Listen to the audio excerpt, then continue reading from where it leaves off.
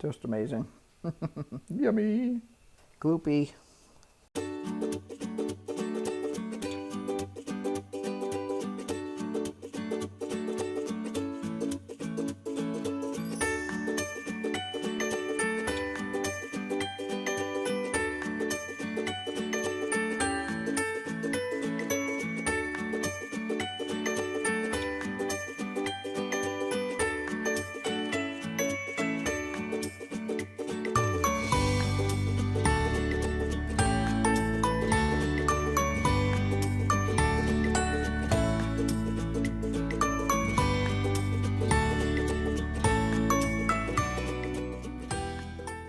I do, however, need to put a couple of tablespoons of vinegar in there, and I'll tell you why when I come back. Okay, regular old white vinegar, nothing fancy. A little teeny tiny piece of plastic, not adhered to this, just like on the surface, but if I had put that lid on and not noticed it, it would have kept this from sealing properly. All right, I'm going to pour off some of this water into something that needs to be washed. Yes, there are dirty dishes sitting here on the counter. They're just off camera. And that is because we have been making a mess. And once I get done with this, I may make more of a mess. I'm thinking about baking something.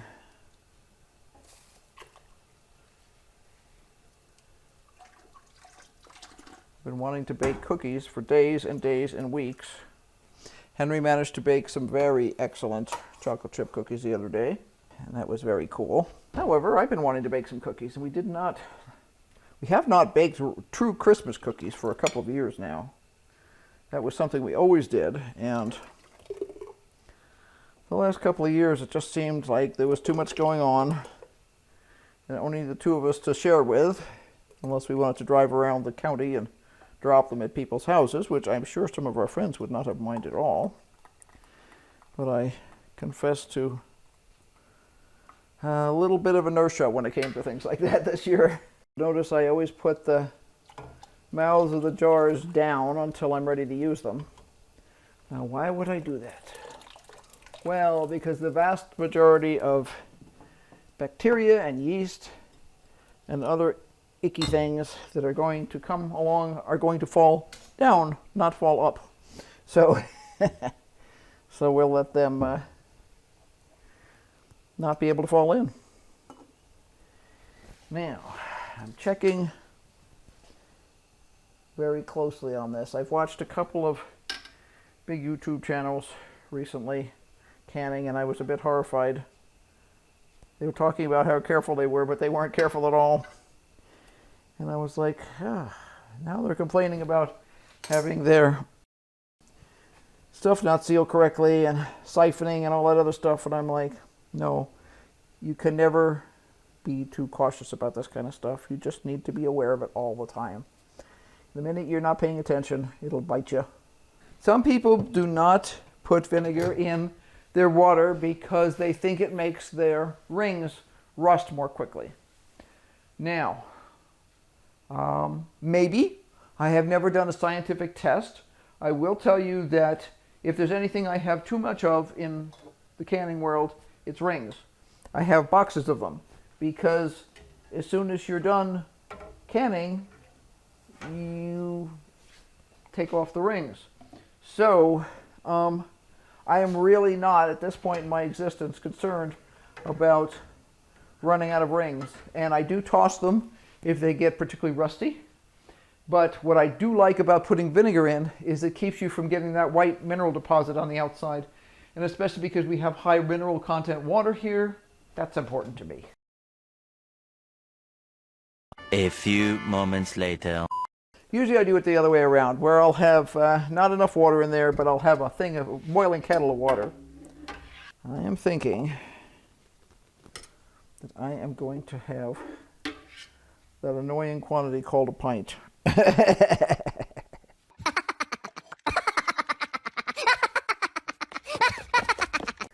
Doesn't need to heat up for a long time, just a minute. Bubble, bubble, toilet trouble. And it simply means that the little guy will be cooked for the same amount of time as the big guys, and that's not going to hurt anything. Having him upside down for just a sec means that there's time for excess water to drain out. And I need to add a teeny bit more to this guy. Okay. Only trouble with this color is that when you have a black countertop, dark brown blends in perfectly.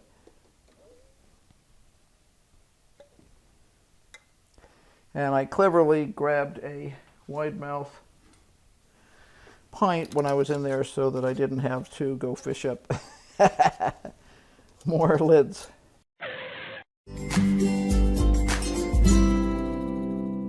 Isa has been crashing around today. I just wanted to make sure she wasn't into something she shouldn't be. She had a fun time climbing into some of our cardboard boxes earlier, and she really had fun. But she made kind of a mess. We're saving cardboard for a local group here. They collect clean cardboard. Ta-da! Second story. And this guy goes right in the middle, and life is wonderful. If I can avoid having white yuckiness on my stuff now. There is an arrow here. There's a dent here.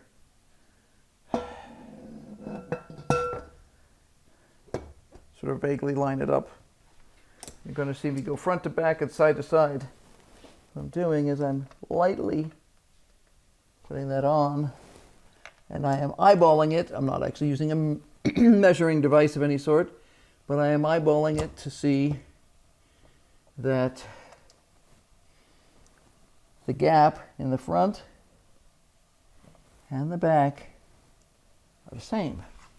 Now I'm going to do the stuff in the opposite direction, and I can see this is way short and this is way tall. So I'm going to crank this down. Now none of these have been tightened yet. I'm just tightening them enough to actually move the level of the lid. And it's always funny when you get one really close and the other one way off, and then you do the next one and you're like, okay. And one more set. There and here. And this one is slightly higher. So I'm gonna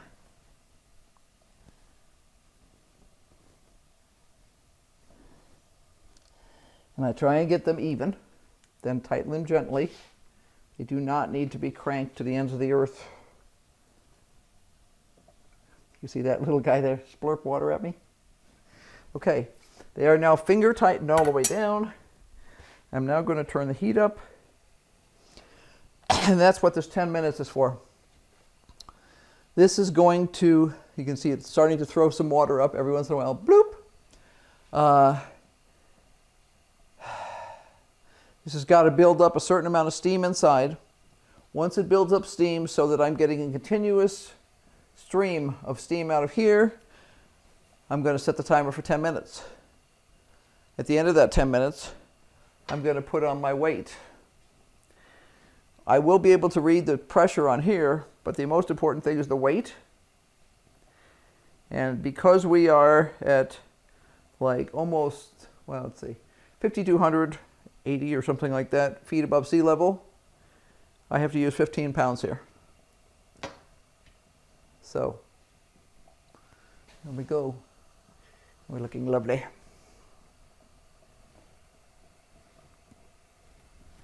Okay. Now, while I'm waiting for that, I will clean up. And when we lived in Virginia, on the edge of the Appalachian Mountains, our son was a little baby, and my father-in-law came to visit when he had taken, I think he'd taken Henry's sister to college, and he stopped by because we were not that far away. And It was getting to be the end of the day, and I think he was kind of wondering what we were going to do for dinner. And I said, oh, we're having split pea with ham soup. And honestly, I don't know if he'd ever had it. But he was being polite, as he always was. And I went to the wood stove because there's nothing cooking in the kitchen.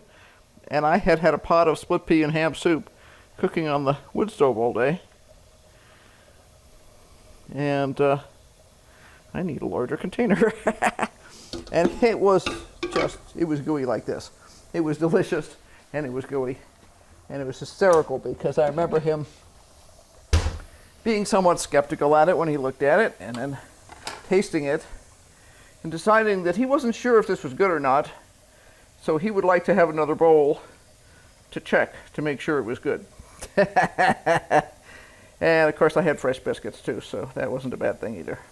We've just started getting a steady stream on this.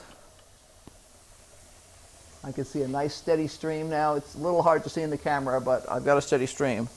So I'm going to put that to 10 minutes, and this has to build up more pressure in there basically. And what we will see over that time is this needle will come up a bit. 7.5 minutes. And I can see that needle is just barely starting to tick up a little bit. It won't really tick up hard until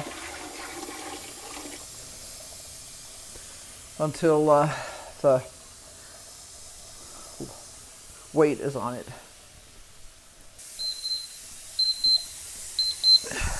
Okay, that means it's been on there long enough. Now, some people do this barehanded. I don't. I'm a chicken. So I have my 15-pound weight there. It says 15 right there. It says 5, 10, 15. Now you'll be able to see this will go up relatively rapidly. He was already up from 0 or slightly below 0 to, let's see, that's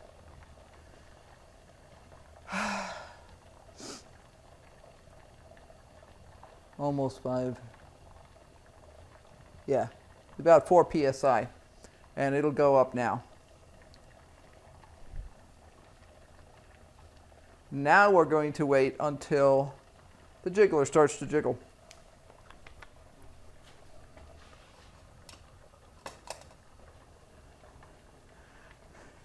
Now I lost the battery on the camera before, so I decided that that would be a great time to get more cleanup done in the kitchen while waiting for this thing to complete here. Do I hear a husband? I do, I hear a husband. Can you hear that, fans of YouTube land? A husband has arrived. Where's Jack in all of this? Okay, we just started jiggling. Now that's jiggling more enthusiastically than we need it to. So I'm going to turn it down. From experience, I know that usually right about there will be good. You can see the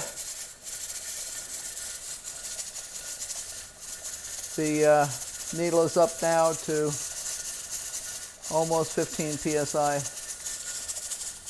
I'm going to hit that timer that says an hour and a half on it, and when you turn it down to adjust it, you have to turn it in stages. I've done this enough times now that I kind of have a sense of where it has to go. But sometimes, depending on what's in it and stuff, you'll get slightly different responses.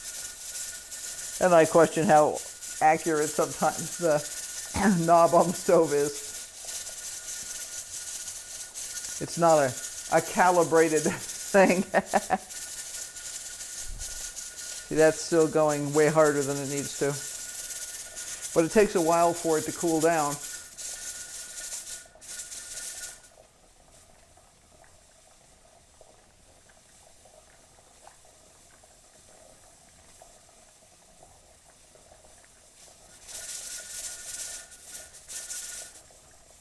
See, that's better. It doesn't have to jiggle but a couple times a minute.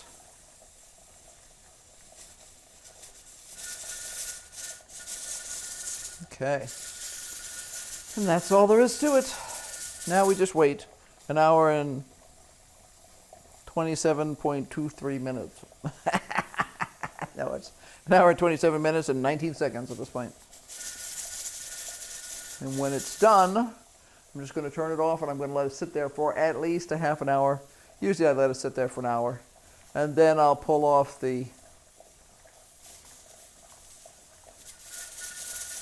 I'll probably pull off the weight and just let it hang around. I'm not in a hurry.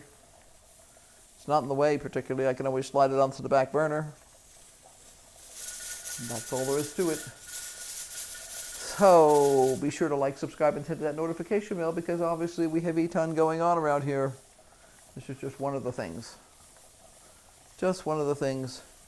This basic technique for cooking for an hour and a half is what you need to be doing with all your meats and any soups or stews that have meat in them.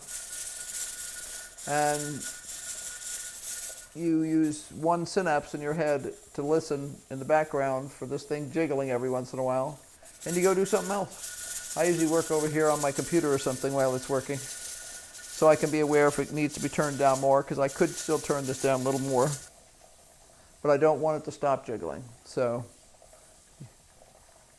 not for, yeah. I like it to jiggle several times a minute. Maybe that's overkill. Some people will tell you it only needs to jiggle once a minute.